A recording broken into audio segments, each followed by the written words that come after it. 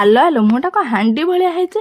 ଆଜ୍ଞା ସାଙ୍ଗମାନେ, ସକାଳୁ ସକାଳୁ ମୁଁଟା ଆଜି ମୋର ଭଲ ନାହିଁ, କାରଣ ଆମର ସବୁ ଡେ ପଳେଇଲା। Chocolate day, teddy day, rose day, କେଉଁ ଡେରେ ବି ମୋତେ ସାର୍ ଗୋଟେ ୱିଶ୍ କଲେନି କି ଗୋଟେ ଗିଫ୍ଟ ଦେଲେନି। ଠିକ୍ ଅଛି, ମୁଁ ଭାବିଲି ଭ୍ୟାଲେଣ୍ଟାଇନ୍ ଡେରେ ମୋତେ ଗୋଟେ ସ୍ପେଶାଲ୍ ଗିଫ୍ଟ ମିଳିବ ଆଉ।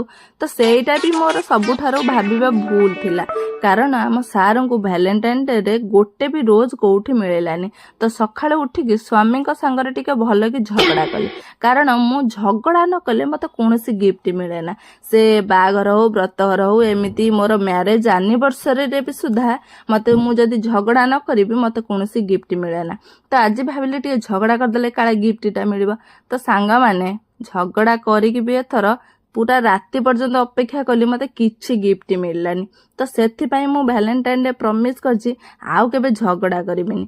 ତ ଝଗଡ଼ା କଲେ ବି ତ ଗିଫ୍ଟ ମିଳୁନି, କାହିଁ ଝଗଡ଼ା କରିମି ମାଗଣାରେ। ତ ରହିଲି ସାଙ୍ଗମାନେ, ଭିଡ଼ିଓ ଯଦି ଭଲ ଲାଗେ ଗୋଟେ ଲାଇକ୍ କରିବେ।